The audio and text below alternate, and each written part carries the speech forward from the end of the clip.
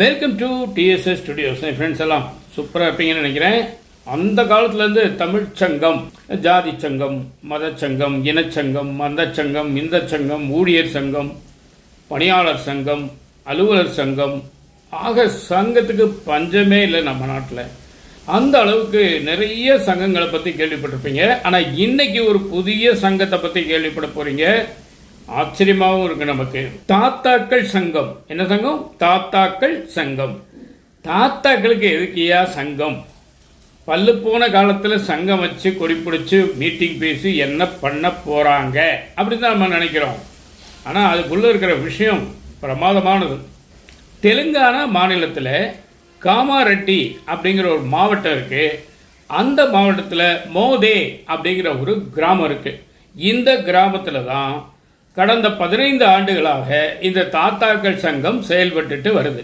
சரி, அவங்களுடைய கோரிக்கை என்ன, எதுக்காக சங்கம் வச்சிருக்காங்க அப்படின்னு உள்ள போய் பார்க்கும்போது அந்த ஊர்ல நிறைய இளைஞர்கள், மகன் அல்லது மகள், இவங்க என்ன பண்றாங்கன்னா தங்களுடைய அப்பா அம்மா வச்சிருக்க சொத்தை எல்லாம் நைஸா ஏமாத்தி எழுதி வாங்கிட்டு அவங்கள வீட்டை விட்டு வெளியே அனுப்பிச்சிடுறாங்க. சரியான முறையில் கவனிக்கிறது இல்லை, சோறு போடுறதில்லை, நீ யாரோ நான் யாரோங்கிற மாதிரி ஆயிடுறாங்க. அவங்க தான் நம்மளை பெற்று வளர்த்து ஆளாக்கி இந்த நிலைமைக்கு கொண்டு வந்திருக்காங்கங்கிறது ஊர் உலகத்துக்கே தெரியும். ஆனால் என்னவோ தெரியல, ஒரு நிலைமையில் அந்த மாதிரி வெளியே தள்ளப்படுறாங்க அந்த அன்பான பெற்றோர்கள். அப்போது இவங்கெல்லாம் சேர்ந்து என்னடா பண்ணலாம் இதுக்குன்னு ஒரு முடிவு பண்ணி தாத்தாக்கள் சங்கத்தை 2010 ஆரம்பிச்சிருக்காங்க. அது மட்டும் இல்லை, அதை ரிஜிஸ்டரும் பண்ணியிருக்காங்க. பக்காவா வேலை நடக்குது. சரி, இவங்களுடைய வேலை என்ன? அந்த மாதிரி எந்த மகன் அல்லது மகள் தங்களது பெற்றோர்களை சரிவர கவனிக்காமல் வெளியே அனுப்பி வேதனைப்படுத்துறாங்களோ அவங்கள கூப்பிட்டு பேசுறாங்க, கவுன்சிலிங் மாதிரி கொடுக்குறாங்க. இவங்க எந்த போலீஸ் ஸ்டேஷன் கோர்ட்டுக்கெல்லாம் போறதே கிடையாது. இவங்க 40 பேர் அந்த உறுப்பினராக இருக்கக்கூடிய அந்த சங்கத்திலிருந்து முக்கியமானவங்க 10 பேர் போய் அந்த பையன் பொண்ணுகிட்ட பேசுகிறாங்க. அவங்க கன்வின்ஸ் ஆயிட்டாங்கன்னா இந்த பெற்றோர்கள் தப்பிச்சாங்க, ஸ்மூத்தாக போயிடும்.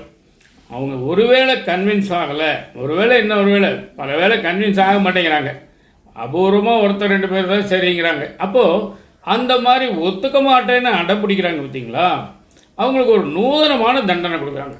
அது என்ன நூதனமான தண்டனை? இந்த 40 பேர் என்ன பண்ணுறாங்க, அந்த குறிப்பிட்ட வீட்டு வாசலுக்கு போகிறாங்க. அங்கே அப்படியே உட்காந்துக்கிறாங்க.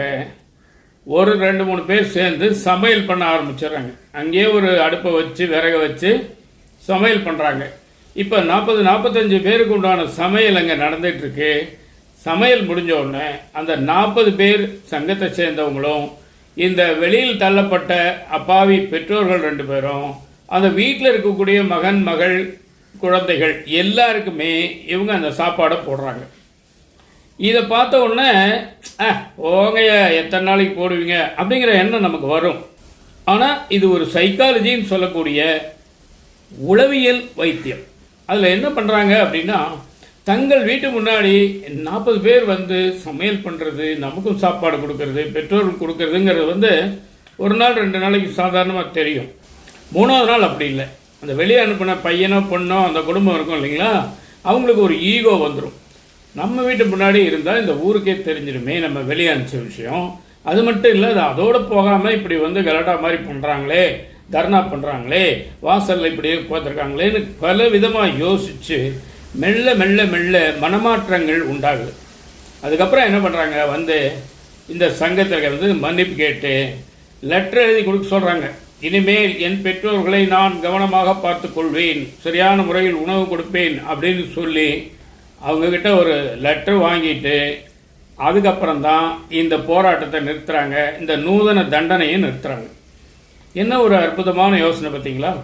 எல்லா விஷயங்களுக்குமே நம்ம போலீஸ், கோர்ட்டு, கச்சேரின்னு அலையணுங்கிற அவசியம் இல்லை. இல்லை அடிதடி, சண்டை, சச்சரவு, ஆள் வச்சு அடிக்கிறது, 2 பேரும் மாற்றி மாற்றி அடிச்சுக்கிறது தேவையே இல்லை.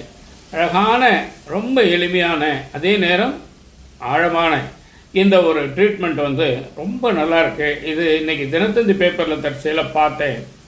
அந்த விஷயம் எனக்கு ரொம்ப பிடிச்சிருந்தது.